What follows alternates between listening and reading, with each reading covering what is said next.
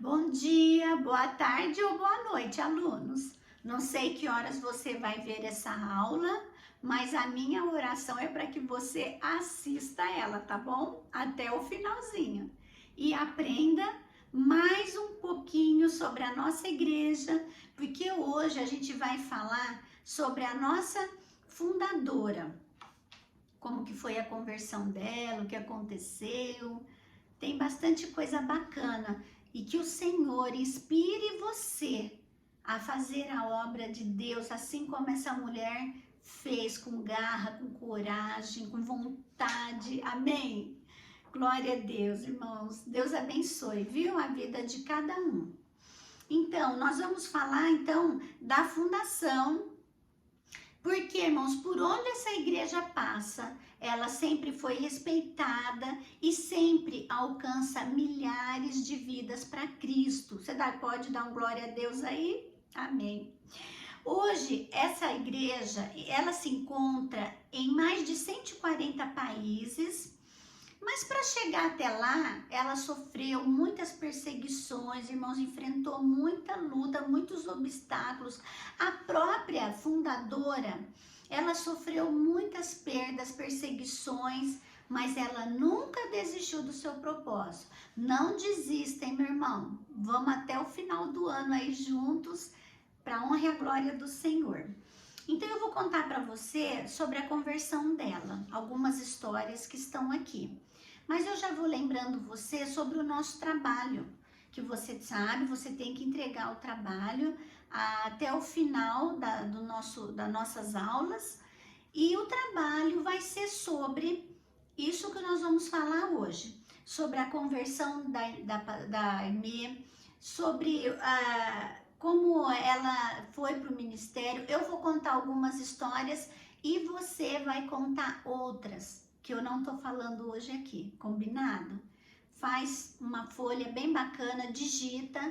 Se você não puder digitar, claro, pode ser escrito, mas que eu possa entender aquilo que você está contando, tá bom? Eu vou começar a contar as histórias nossas que estão aqui no nosso livro.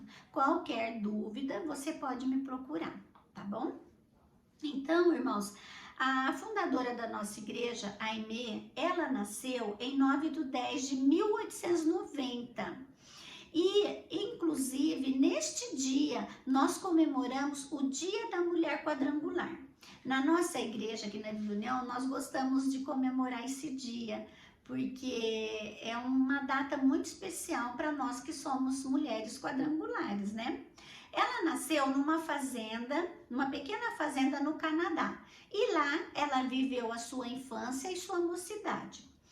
Durante a sua adolescência, ela frequentou a igreja metodista e participava dos teatros, das coisas que eram produzidas lá nessa igreja. Mas quando ela estava com 16 anos, irmãos, ela ficou fascinada pela teoria da evolução. E ela começou a duvidar da palavra de Deus, porque a Bíblia fala que nós viemos da terra. E na escola a gente aprende que nós viemos do macaco, né? Que foi uma evolução. Então isso trouxe muitas dúvidas ao coração dela, muita angústia. E uma noite ela estava no seu quarto e ela se ajoelha, levantou os seus braços e fala para Deus: ó Deus, se há um Deus, revela-se a mim. No dia seguinte, ela foi para a cidade com seu pai e eles viram uma placa que ia haver um culto de avivamento pentecostal e que chamou a atenção dela e do pai. E aí no dia seguinte eles foram lá e quem estava pregando? O pastor Robert Semple. E ele estava pregando sobre Atos 2:38, sobre o batismo com o Espírito Santo. E ele ficou falando em línguas e com os braços voltados para ela. E ela sentiu naquele momento, irmãos, como se o próprio Deus estivesse falando com ela. E ela se sentiu pecadora por causa daquela palavra. E aí, irmãos, por 3 dias, ela reconheceu os seus pecados e sua necessidade de ter um verdadeiro encontro com o Senhor. E depois, no terceiro dia, ela estava voltando da escola, ela clamou ao Senhor: Senhor, tem misericórdia de mim que sou pecadora. E naquele momento ela sentiu uma grande alegria, começou a cantar e chegou em casa, ela desfez dos seus discos de jazz, suas sapatilhas, as coisas que não pertenciam ao Senhor, os seus romances, e decidiu que daquele dia em diante ela iria somente cantar louvores a Deus. As semanas foram se passando, aquela euforia toda, aquela alegria, mas ela sentia no seu coração que faltava alguma coisa, que era o batismo com o Espírito Santo. E aí, irmãos, ela começou a frequentar a casa de uma irmã que era dessa mesma igreja, do Avivamento, e essa mulher era batizada com o Espírito Santo. Então ela ia sempre lá para orar, para falar da Bíblia, para aprender. Um dia, numa segunda-feira, ela chega para ficar lá na casa, cai uma tempestade de neve e ela é impedida de ir embora para sua casa. E durante essa semana conta a história dela, que ela mal comeu, mal dormiu e ela ficava em oração junto com essa mulher, pedindo, ansiando receber o batismo com o Espírito Santo. Aí no sábado de manhã ela acordou antes que todo mundo da casa e foi lá para a sala e mais uma vez, irmãos, ela clama pelo Espírito Santo. Nesse momento, irmãos, eu amo a parte dessa história, é muito linda, é maravilhosa. Ela teve uma visão que tinha um campo de trigo, a qual já estava pronto para a colheita. O trigo transformou-se em rostos humanos e a folhagem em mãos erguidas. Você consegue imaginar, irmão, essa visão? Aí ela viu a seguir as palavras do Senhor que diziam: os campos já estão brancos para a ceifa, a seara é grande, porém poucos os ceifeiros. Rogai, pois, ao Senhor da seara que mande ceifeiros para a sua seara. Está lá em Lucas 10, 2. Irmãos, logo depois, ela vislumbrou o Senhor colocando nas suas mãos uma foice de 2 gumes, que representava a palavra de Deus. E aí, nesse momento, ela sentiu o chamado do Senhor na vida dela. E é claro, né, irmãos, que nesse momento ela recebe o quê? O batismo com o Espírito Santo. Que momento glorioso! E eu sei, irmãos, tenho certeza que você se lembra do dia que você também recebeu o batismo com o Espírito Santo. Um dia que jamais nós vamos esquecer. Esse dia maravilhoso nas nossas vidas, né?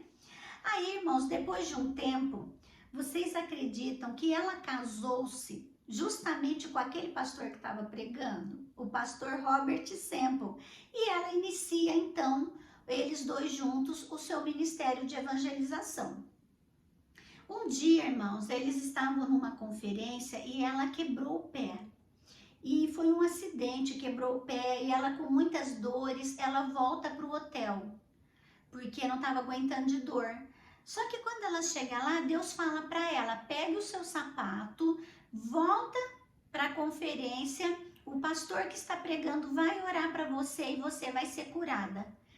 E ela obedeceu ao Senhor, voltou para a conferência com o sapato na mão, o pastor orou por ela, ela já vestiu o sapato, foi curada imediatamente, irmãos, milagrosamente. Então, naquele momento, ela sentiu que o Senhor estava direcionando ela para o ministério de cura. E aí, irmãos, depois de algum tempo, eles vão para a China, eles foram direcionados por Deus para ir para a China. E olha só, chegando lá, os dois pegaram malária, ficaram muito doentes e o pastor Robert Semple faleceu. E ela já tinha ficado grávida, sua filha nasceu. Então, o que ela fez? Voltou, né? Voltou para a casa dos pais para cuidar da sua filha.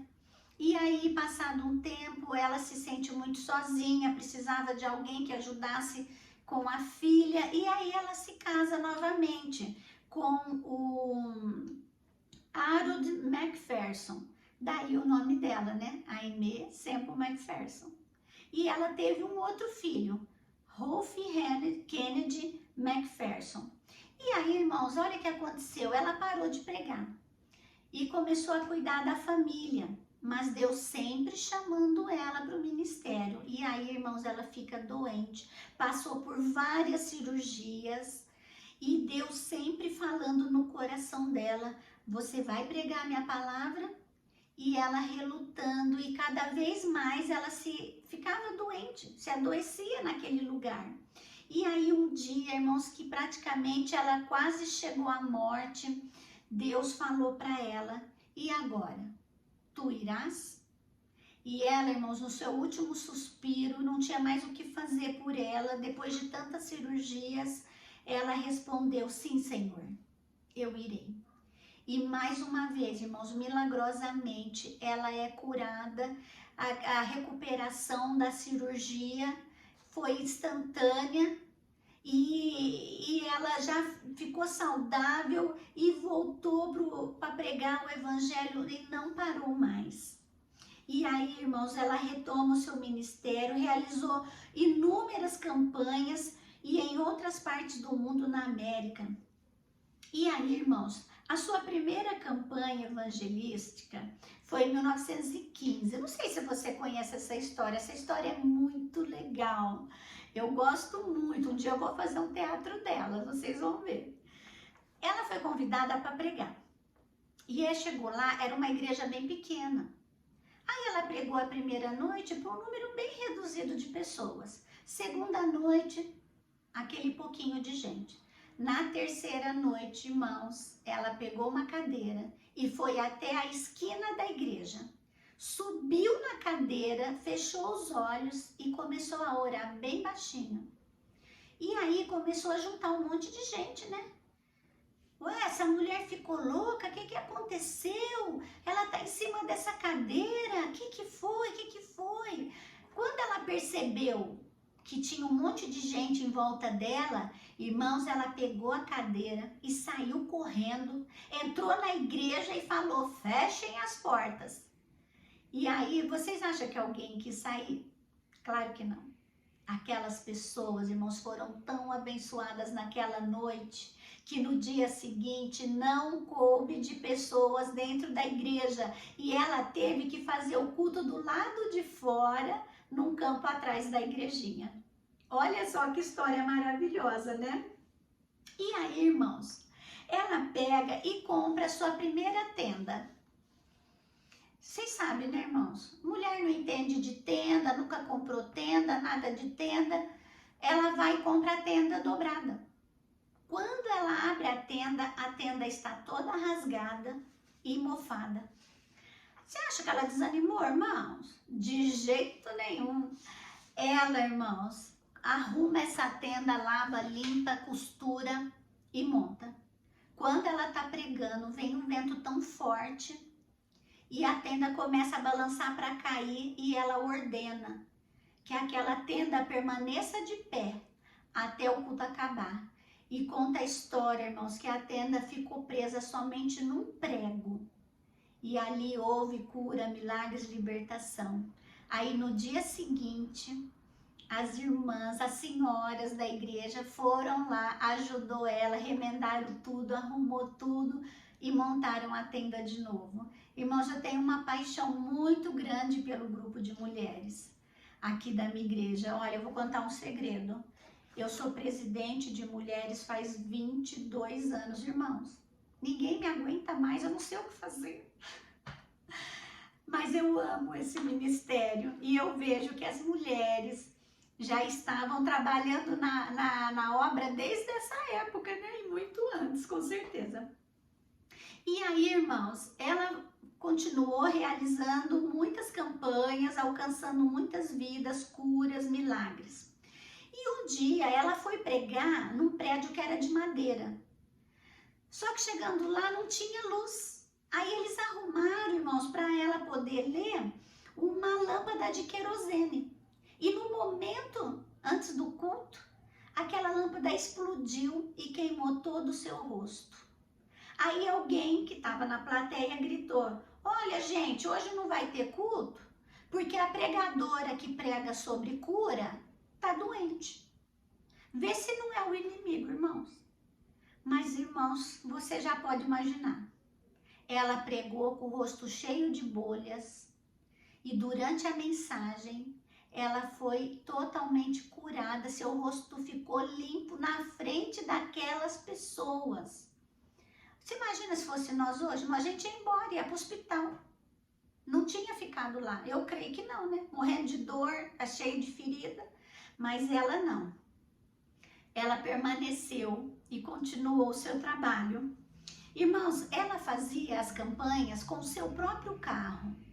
E ela percorreu 6.400 quilômetros pregando, curando e libertando as pessoas. Ela sempre era acompanhada da sua secretária, da sua mãe e dos seus filhos. E aí, irmãos, olha só que interessante. Olha só. Ela estava indo para uma cidade chamada Tulsa, em Oklahoma. E no caminho da viagem, ela ficou sabendo que lá havia uma epidemia de gripe e as igrejas estavam fechadas. Eu falei, meu Deus, é o que nós estamos vivendo hoje. Hoje chama coronavírus, né? Lá era uma epidemia de gripe. As igrejas tinham sido fechadas. Irmãos, eu nunca tinha ouvido essa história. Mas sabe o que aconteceu? Até que ela chegou lá, tudo já tinha passado, as igrejas já tinham sido abertas e ela pôde fazer sua campanha. Glória a Deus. Nós também vamos poder fazer as nossas também. Logo em breve as nossas igrejas vão estar abertas em nome de Jesus. E aí, se você quiser ver mais de algumas histórias das suas viagens, tá aqui na página 33. Na página 34, está falando sobre a visão de Ezequiel, que a gente já falou. Na página 35, irmãos, infelizmente está aqui sobre o fim do seu ministério, né? Eu também nunca tinha visto essas fotos dela aqui, né? O seu túmulo, o momento do velório. Muito triste a gente ver essa imagem de alguém que fez tanto pelo evangelho, né? Mas você pode conferir aqui na sua página 35. E quando foi o último dia, irmãos, o último dia do seu ministério, ela fez um sermão naquela cidade lá em Oakland, lá onde ela tinha recebido a mensagem do Evangelho Quadrangular 22 anos antes. Você lembra na aula passada? A gente falou sobre isso. E aí ela pregou, como sempre foi aquela maravilha toda, ela vai para o hotel descansar, né, depois da mensagem e nunca mais acordou. Aí o seu filho, no dia seguinte, vai encontrar com ela e ela já está morta na sua cama. E assim termina seu ministério. Ela viveu 54 anos, bem vividos, para a honra e a glória do Senhor, né, meus irmãos? Com certeza está lá na glória com o Senhor. Essa é a nossa esperança, não é? Graças a Deus. Então, irmãos, a igreja, ela teve seu início nos Estados Unidos e a partir da mensagem reveladora da Aimee Semple McPherson na campanha em Oakland, Califórnia. O Angelus Temple, meu irmão, olha só, tinha capacidade para 5.000 pessoas, coisa maravilhosa, né? Olha só, olha esses dados, irmãos. Ela realizava 25 cultos semanais. Nos primeiros 5 meses, foram mais de 7.000 pessoas salvas e 1.200 batizadas. Devido a essa manifestação do Espírito Santo naquele lugar, o templo ficou conhecido como a Igreja do Avivamento Contínuo. Sabe por quê, irmãos? Tinha uma sala de oração que funcionava 24 horas por dia. As pessoas oravam pelo ministério dela, pelas almas, pelos missionários. Irmãos, ela construiu a primeira emissora evangélica. Ela construiu um instituto bíblico, um instituto onde ela treinava os missionários, as pessoas para exercer o ministério de evangelização. Muita coisa para uma mulher ter feito naquele tempo, e hoje já é difícil, imagina lá. Então, irmãos, aí você vê que na página 38 até a 44, você vai ver a expansão da Igreja do Evangelho Quadrangular no mundo e também os nomes dos presidentes internacionais da nossa igreja. Aí aqui na página 45, você pode acompanhar comigo, meus irmãos, que eu tô aqui com a minha apostila, tô aqui com o meu resumo, tô aqui com a minha bandeira, que hoje a gente tá falando, vai falar um pouquinho daí aqui no Brasil, glória a Deus por isso, né?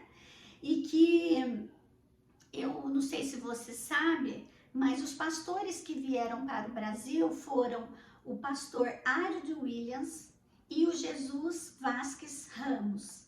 Eles dedicaram suas vidas também ao serviço do Senhor, à obra do Senhor. O Ário Williams, ele foi em 1950 para a cidade de São João da Boa Vista, onde ele fundou a Igreja do Evangelho Quadrangular. Mas nesta época ela se chamava Igreja Evangélica do Brasil. Só depois, mais tarde, numa convenção, ela passa a se chamar Igreja do Evangelho Quadrangular. Esse pastor Jesus Hermínio, ele era peruano. E ele foi batizado no Espírito Santo com 16 anos. E aí começou o chamado dele. Então aí ele vem para o Brasil, né? Junto com outro pastor, deixa eu ver aqui, o Ário Williams. E vocês sabem, irmãos, que esse pastor Jesus Hermínio pregou na nossa igreja? Uns anos atrás? É verdade. Ele pregou aqui na igreja da Vila União. Glória a Deus, a gente tem foto. E aí, irmãos, depois de algum tempo que eles estavam lá em Poços de Caldas, eles foram para São João da Boa Vista em 15 de novembro de 1951. E aí que passa a ser chamado Igreja do Evangelho Quadrangular, conforme eu falei. Então, nós comemoramos o aniversário da nossa igreja no Brasil esse dia, 15 de novembro, que o ano passado completou 68 anos, né? Deve ter comemorado aí na sua igreja, né? Com certeza. E aí, irmãos, eles começaram a realizar campanhas numa tenda de lona no bairro do Cambuci. E essa tenda foi chamada de tenda número 1.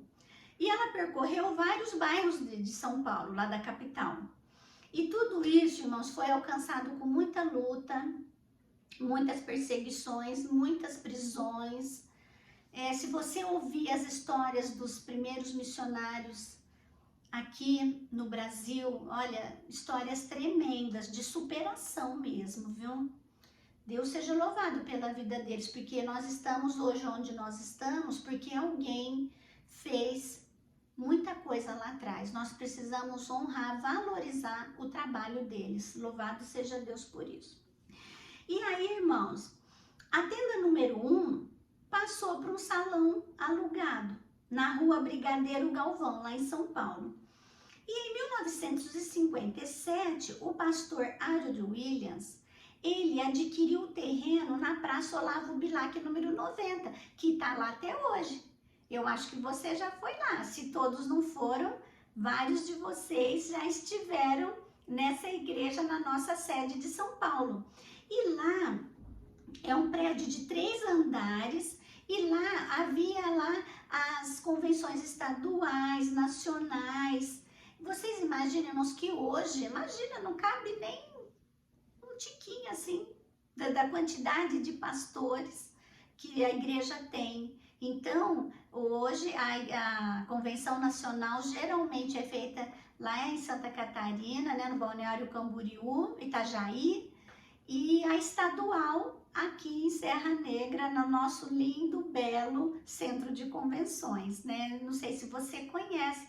Se você não conhece, você vai ter oportunidade de conhecer que obra maravilhosa da nossa igreja aqui no estado de São Paulo. E lá nessa sede em São Paulo, irmãos, na Olavo Bilac, lá tem um instituto, que antigamente chamava Instituto Bíblico Quadrangular e hoje é o Instituto Teológico Quadrangular. Atualmente, existem muitos ITQs espalhados por todo o Brasil, né? E ele é uma referência em preparo para os obreiros para a obra do Senhor. Aqui, irmãos, na página 48, você vai ver os presidentes que já foram aqui do Brasil. E você sabe que hoje em dia é o reverendo Mário de Oliveira, que ele está atuando desde 1996. Todas as eleições ele é reeleito, porque, irmãos, ele tem feito um trabalho maravilhoso na nossa igreja, aqui no Brasil, juntamente com a sua esposa, a pastora Bianca. Nós louvamos a Deus pela vida dele também. Na página 49, irmãos, você vai ver a obra missionária aqui no Brasil, que tem no projeto indígena, tem a base mundial de São Paulo, que é dentro da Cracolândia, irmãos. Não sei se você sabia disso, que tem uma base da igreja lá na Cracolândia de São Paulo, onde eles cuidam daquelas pessoas viciadas, da comida, roupa, hora, tratam deles. É um trabalho muito maravilhoso, que Deus abençoe as pessoas que trabalham nesse local. O Projeto Lucas, que eu creio que você já conhece, que é um projeto onde tem os profissionais, os médicos, enfermeiros, que cuidam da saúde nas áreas carentes do nosso país. Eles já estiveram aqui em Campinas também, em algumas das nossas igrejas. Tem o Projeto Margarida, que é voltado às mulheres. Lá eles fazem o teste de mamografia, cuida da saúde da mulher. E você sabe que ele tem esse nome porque a mãe do pastor Mário de Oliveira, ela se chamava Margarida, Dona Margarida. Por isso o projeto tem esse nome. E tem também, irmãos, o projeto das tendas modernas, que esse projeto se chama Uma Igreja em Cada Cidade do Estado. O que tem essas tendas? Para que tem? Para ajudar as superintendências na abertura de novas obras em locais que a igreja ainda não chegou. Então, eles começam com uma tenda, aí alugam um salão, passa aquela tenda para outro lugar. Olha que lindo. E também tem as missões internacionais, que é da Secretaria-Geral de Missões. Você sabe que o terceiro domingo, todo terceiro domingo do mês, toda ofertas gerais, não os dízimos, eles são encaminhados à Secretaria-Geral de Missões e abençoam os missionários, tanto aqui do Brasil, como fora do nosso país. Então, irmãos, você vê como é importante nós ofertarmos, nós abençoarmos essas pessoas que deixaram suas casas, deixaram o conforto do seu lar para resgatar vidas, abençoar. Às vezes nós não podemos ir, mas nós podemos enviar essas pessoas através das nossas ofertas. Amém?